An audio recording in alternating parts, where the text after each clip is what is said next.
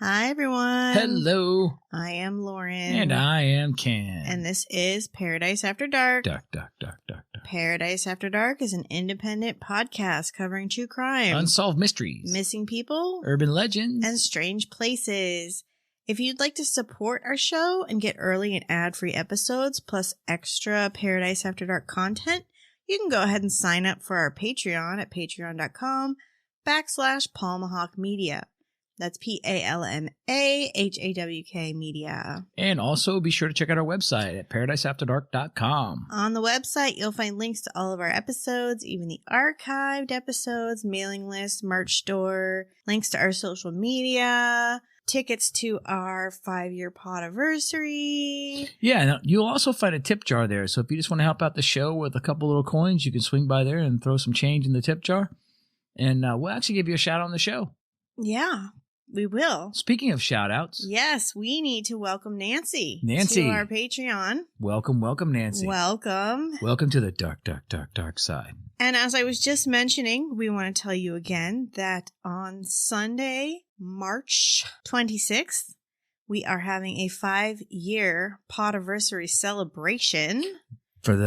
In layman's terms, that's an anniversary of the podcast. Podcast anniversary, 5 years. It's going to be in Fort Myers, Florida, at Mission Barbecue, 12984 South Cleveland Avenue, Fort Myers, Florida, Sunday, March 26th from 4 to 8 p.m. And you can get your tickets on our website, on our Linktree, and all of our social medias.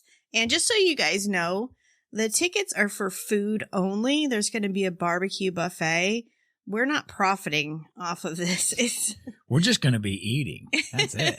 I'm ready The tickets are for the buffet. It's not just to attend. I mean, if you want to come and not eat, you're more than welcome to just show up. Yeah, show up. I'm cool with that. I'm cool to just hang out and talk to people. I want to meet people. I would love to meet listeners, especially ones. We've met so many of our listeners throughout. I would love to meet some that I haven't. Yes, which would be really fun. That would be wonderful. So if you're local to Southwest Florida or you feel like traveling, we would love to have you guys. 5 years. That's a big accomplishment. That's Ken. a huge accomplishment. And so I just need to mention again that Jay and I will be at CrimeCon UK in June. It's a Tuesday, isn't it? It's a Saturday, Sunday. Oh, that's right. June 10th and 11th, 2023 at the Tower Bridge Leonardo Royal Hotel and Spa in London. You can get your tickets at crimecon.co.uk and use code PARADISE for 10% off. It'd be worth crossing the pond for. Yes, I think it will be. Yeah, I think we're going to have a good time. Yeah, I'm very curious and interested to see exactly how all that goes. People that were there last year said they really loved it, really enjoyed it. They had a little bit of mishap, I guess, with a fire alarm, but for the most part, I think it was a really great show. So yeah, I'm curious to see how it goes. I'm excited to be part of it. Yeah, CrimeCon does a really good job anyway of putting stuff together, so I'm sure it'll be a lot of fun. In this week's episode, we are traveling back to a city that I have come to know well. Yes, you have. If you are a fan of my other podcast, Massacre on Muriel Court, you will know that I have dived pretty deep into the city of Tallahassee and the inner workings of that city. And that's where we're traveling back to tonight for this week's episode. We are discussing the endangered missing Allie Gilmore. Allie Grimsley was born January 5th, 1976 in Riviera Beach, Florida, to Percy Walker Sr. and Lorvetta Grimsley.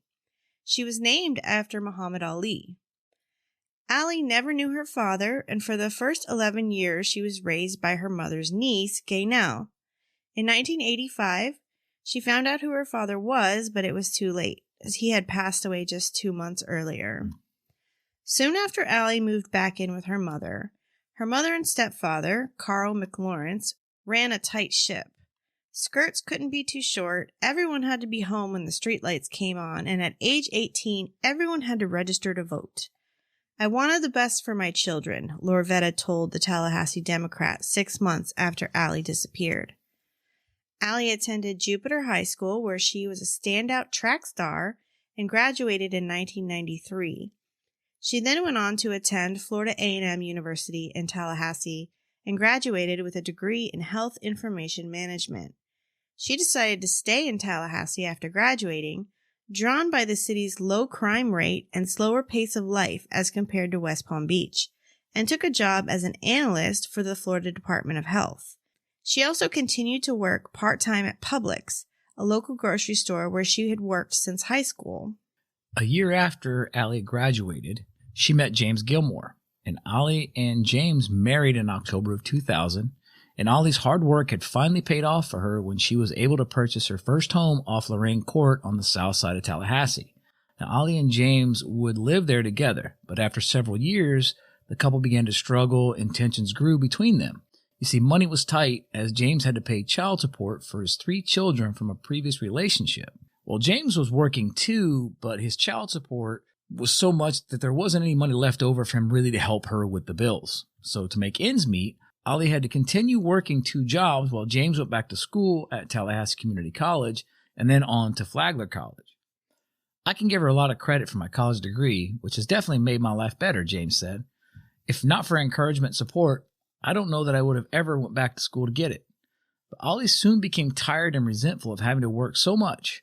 And in November of 2005, the couple split and James moved out into his brother's house. And the following day, Ollie discovered that she was actually pregnant. So not long after James moved out, on October 17th, 2005, Allie met a man named Dwight Aldridge when she attended the Florida A&M University homecoming. Allie's sister, Tracy Smith, described him as very nice and very attractive. She felt that Allie fell for him right away, while others say the relationship was not serious and she was really trying to make her marriage to James work.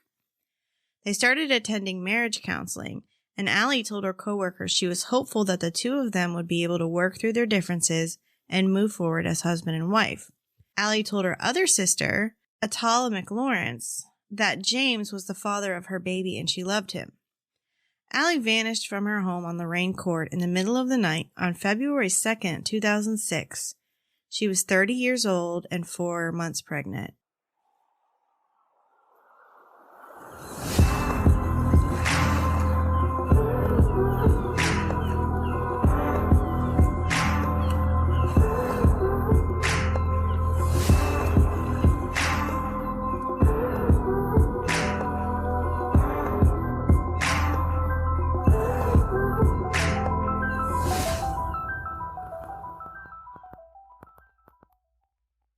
On Thursday, February 2nd, 2006, Allie arrived at the Florida Department of Health office promptly at 8 a.m.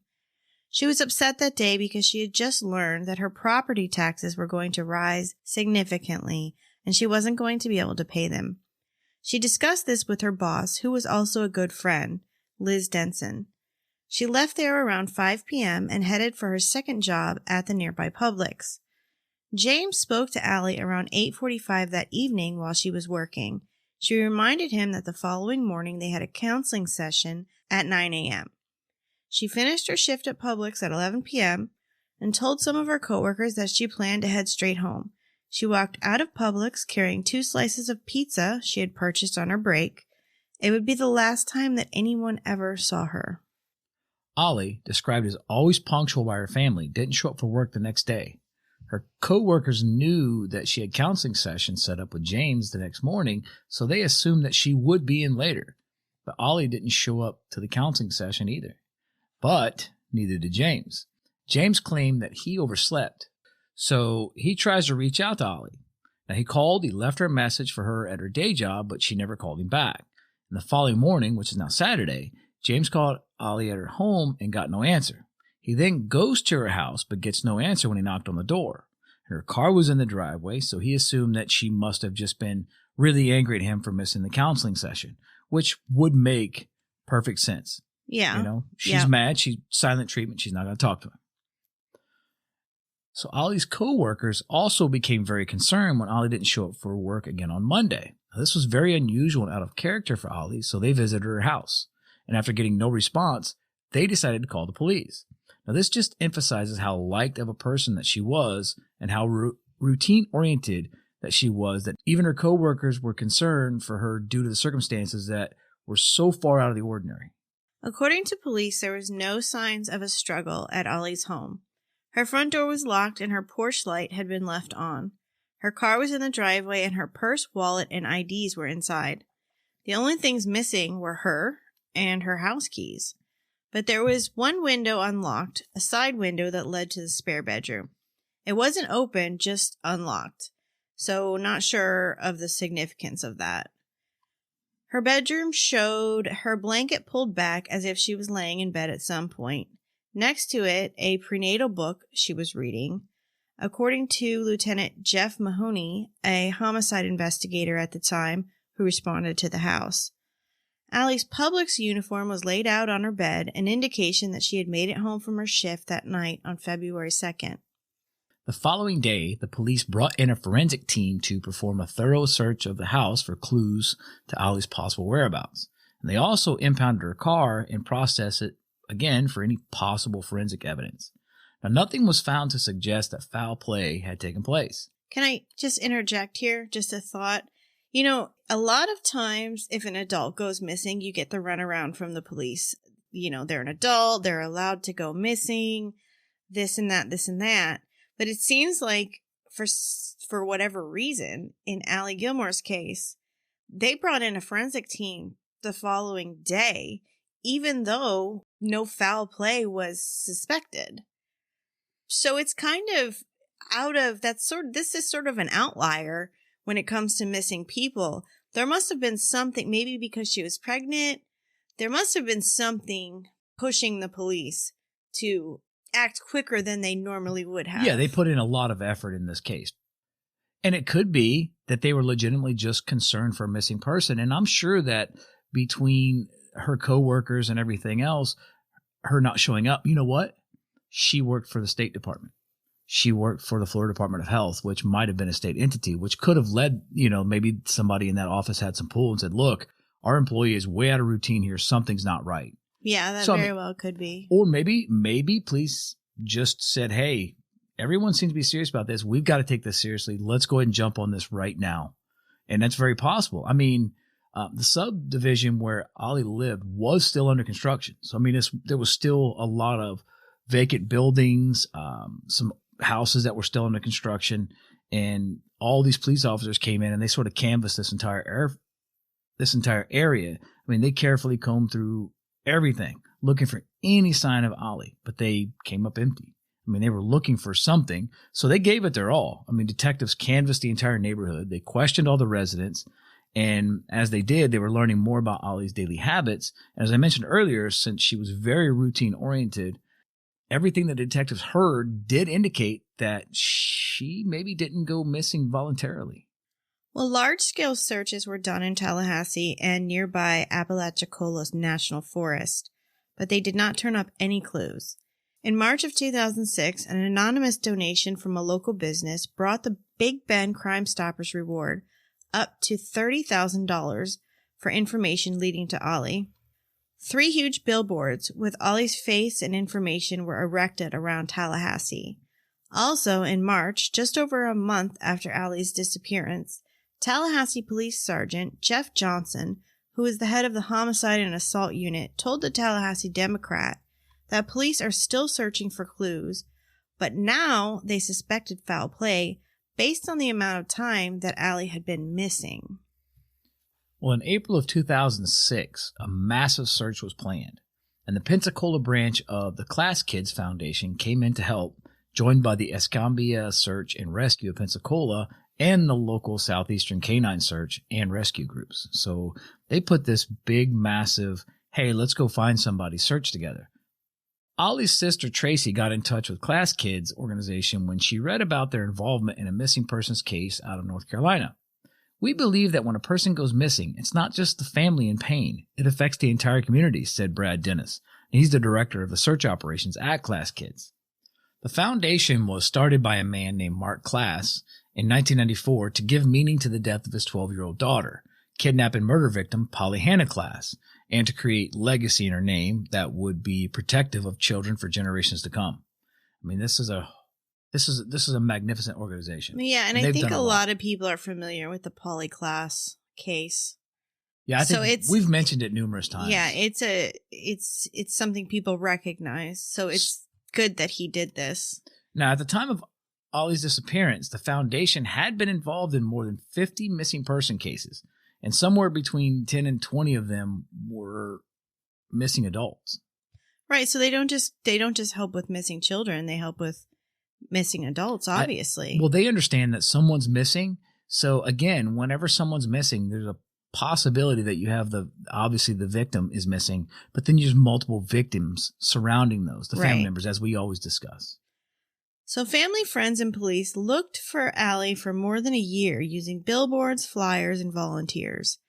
Police and some of Gilmore's family even appeared on several national news shows pleading for information. Sergeant Johnson said the national attention had generated more tips, but Allie's whereabouts remained a mystery. Authorities mostly kept quiet about the investigation, citing that it was an open and active investigation and revealing too much could jeopardize things. But they did release a little nugget of info almost a year after Allie disappeared. Allie received a phone call at 12:47 a.m. the night she disappeared, but police wouldn't say who it was that called her. Now, James Gilmore has claimed that he is not the one who called her that night. And this is actually a critical piece of information because Allie left with only her house keys. So did someone call her and ask her to meet somewhere within walking distance or the driveway or, hey, I'm outside? Like, why would she leave the house with just her house keys? And we do know that the house was locked. So maybe she walked out, locked the door, and then something happened. And it's very possible that a single woman, especially a woman who's pregnant, would walk outside of the door, turn around and lock the door to make sure no one sneaks in. I mean, Lauren is this way. Yes, I am. When she goes outside, she will literally just check. And if she's going to be gone she locks everything if she's gone for 5 minutes, just to make sure no one sneaks in the house and is waiting for her when she walks back in. Makes perfect sense, Lauren. Yeah. We know Allie is a smart lady. Exactly. I mean, so that would make perfect sense. But, who would she trust enough to allow them to lure her out of her house? On the 1-year anniversary of Ollie Gilmore's disappearance, more than 50 people gathered in front of her home on Lorraine Court. Ollie's husband, James, was not living in the house full time. If you remember, he did move in with his brother. Ollie was living alone at the time. Now, Lorvetta McLawrence, Ollie's mother, yelled at the sky asking for God to help bring Ollie home. It's been 365 days since my sister disappeared, Ollie's sister Tracy Smith told the Tallahassee Democrat. It still feels like it's the first day. And I think we hear that a lot from families. When there's no answers or you're not any closer to having any resolution, it just always seems like Groundhog Day. You're living that day over and over and over. Yeah. So let's take a quick break here, Lauren.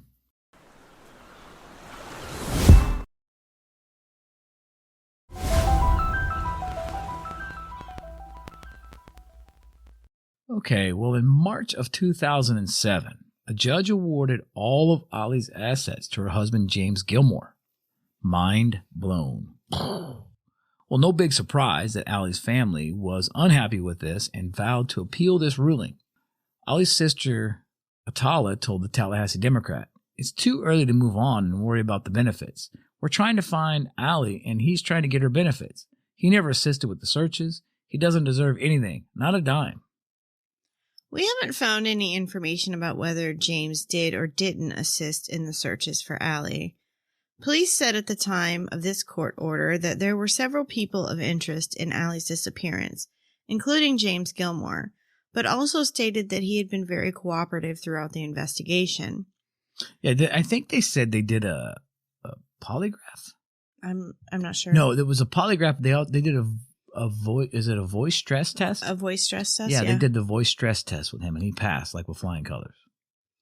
In May of 2007, Allie Gilmore's story was featured on Dateline. This was a huge deal for Allie's case and everyone searching for her.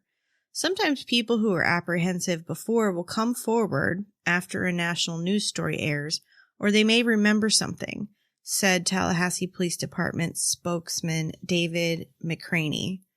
This is one of the reasons we here at Paradise After Dark like to cover some of these older, sometimes forgotten cases. Oh, absolutely. Like I said, it strikes a memory. And, Yeah. you know, if a listener hears it and then they go to someone and say, hey, have you ever heard of this case? Oh, yeah, I remember that. I remember this. I heard this, this, and this. And you hear those stories, and that's what you're looking to do. And we're hoping that sometimes that's what not just us, but any podcast would bring forth. And I just want to put this out there. I know that we've put this out there before, but it's been a long time. If you have information about any case and you are not comfortable calling the police or Crime Stoppers, reach out to us and we will pass on that information for you, and we will keep you anonymous. We have done it actually before. We've had a few times we have received information from listeners and passed it on. So that's an avenue. Yeah. And, you know, the thing is we will definitely hide your identity, and the police can take the information we provide them and let them do the investigating. That's what their job is to do. Right. So I forgot. I'm glad you brought that up, because I forgot we have done that before. We have had a few times people reach out. I would love to do that in this case, because for all intents and purposes, everything I found and read, Ollie was just a wonderful human being. She was just a great person. Well, later in 2007, Ollie was featured in the FDLE's cold case playing cards that are passed out in prisons. We actually have this deck. Now, her picture and case info was on the 3 of clubs.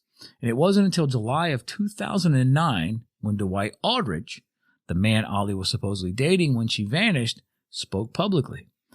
While many of Ollie's friends and family claimed the pair were romantically involved, Aldrich stated, Ollie and I were friends, and declined to say much more.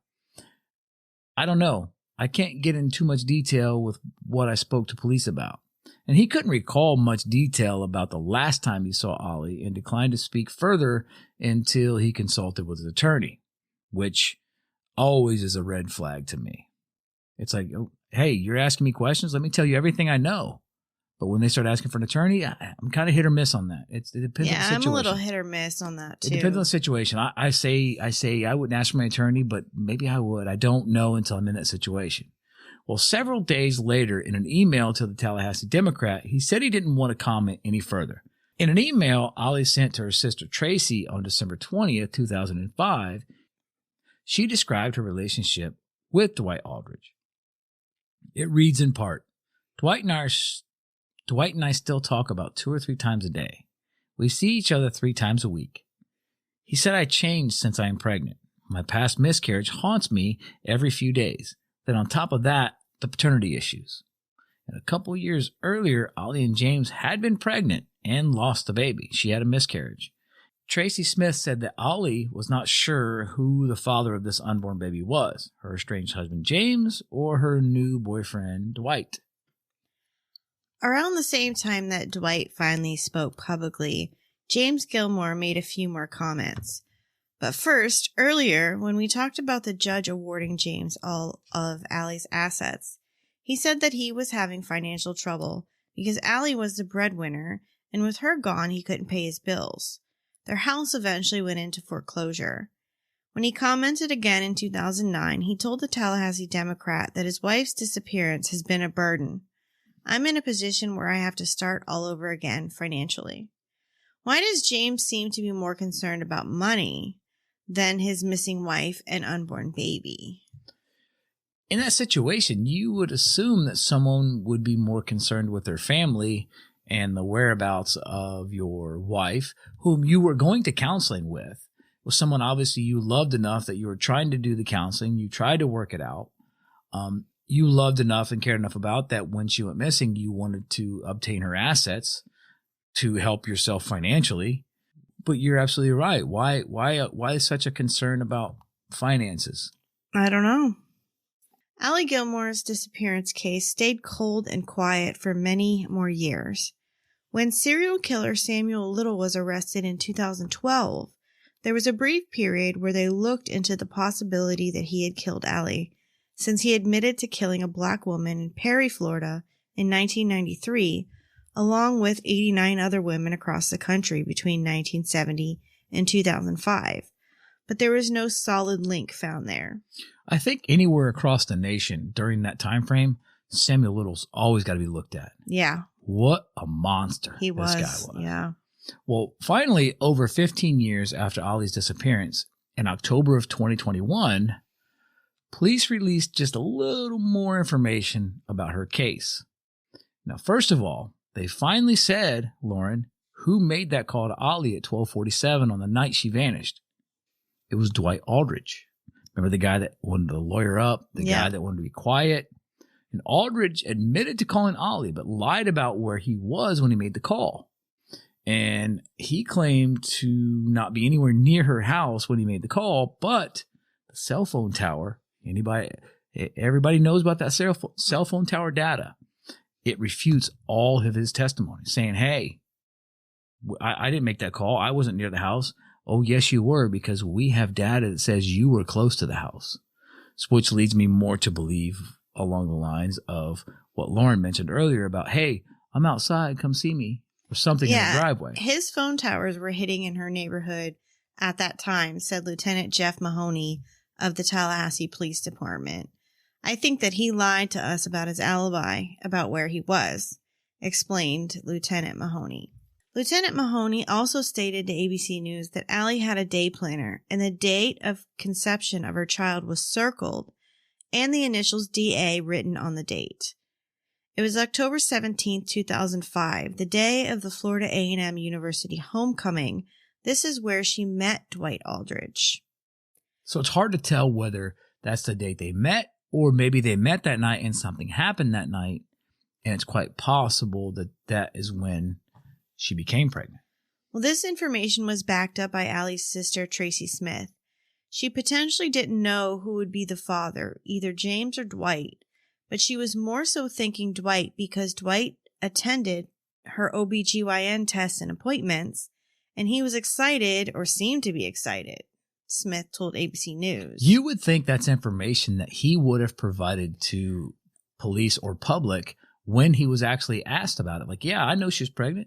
A lot of this stuff is really contradictory, though, because, you know, you're hearing that she was going to counseling with James, wanting to be with James, wanting to work it out, but then she's bringing Dwight to her OBGYN appointments with the baby. It's possible that she wanted to be with Dwight. I'm sorry, didn't want to be with Dwight, but he was the father, but wanted to be with James. Yeah, I guess. So, I mean, you're absolutely right. You know, I didn't consider it that way, but definitely some conflicting viewpoints here. Meanwhile, Lieutenant Mahoney said estranged husband James Gilmore passed a voice stress test. As I mentioned earlier. Ken just mentioned, and has been consistently cooperative over the years. James said even he had questions about the paternity of the child after Allie told him about the affair during a counseling session. Well, we also learned a little bit more about this Dwight Aldridge's background. Now, he spent 5 years in prison from 1998 to 2003 for armed robbery. At the time that this information was released, Dwight Aldridge was said to still be in the Tallahassee area, but had long since stopped cooperating with police. He's not answering any questions. He doesn't want to be involved in any of this. Now, Florida State University said that Aldridge graduated in December of 2020, just recently, with a nursing degree. And online records show that he received a student nursing award from Archibald Medical Center. Now, we have tracked down an email address for Aldridge and sent him an email asking him to speak with us. However, we have not received any response as of this recording. So the questions are, where is Allie? Well, and what happened that night? I don't feel like she's obviously out of Tallahassee. I think she's obviously nearby. And I do think that there was some serious foul play involved. And one thing that I keep going back to, and this is my own personal opinion, there's no facts to back this up. This is Ken's uneducated, unprofessional opinion. I feel like Dwight Aldridge, maybe, like we just mentioned, maybe he did get a feeling, or maybe Ollie had said something like, look, you're the father of this child. I feel like you're the father of this child, but I want to be with James. We're going to counseling. I want to work out my marriage. I want to work on my marriage, but I want you involved in the child's life because you are the father, which would be a very respectable thing to do. And she, for all intents and purposes, seems a very respectable person. You know what I mean? Yeah. I love James. I want to be with James. I met you. This is your child, but I want you to be part of this child's family. I don't want this child to grow up thinking that James is the father when in fact he's not the real father. And it's quite possible that maybe Aldridge got very upset about this and was like, no, if I can't have you, nobody can have you. You know, we see this all the time in these cases. Yeah. So it's quite possible to me. That's what my mind keeps going back to. I feel like James is not necessarily involved in the disappearance. He's involved in it because he was with her. He was supposed to be at the appointment the next day and he missed, which I found a little suspect in the beginning. But the fact that later on, when I found out that Dwight had actually called her that night. Yes. I feel like maybe, I don't know what your thoughts are, if you agree, or maybe you have a different opinion, but I feel like he was just very upset that maybe she wanted to be with James and not him. I'm not sure why. I don't have an opinion on the why, but if I were an investigator, Dwight Aldridge would be at the top of my suspect list. That's really all I can say about it. Yeah, and we don't even know where he's at. And there's still so many unanswered questions, like, you know, why did he call her that night? Who was the father of the baby? I guess we really don't.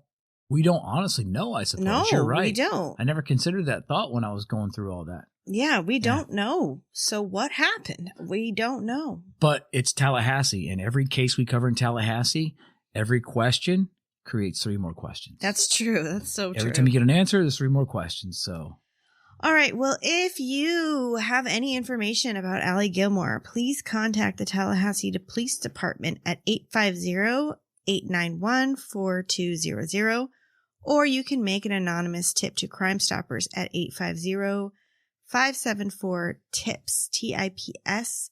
And again, like I mentioned earlier, if you are uncomfortable contacting the police or Crime Stoppers, contact us.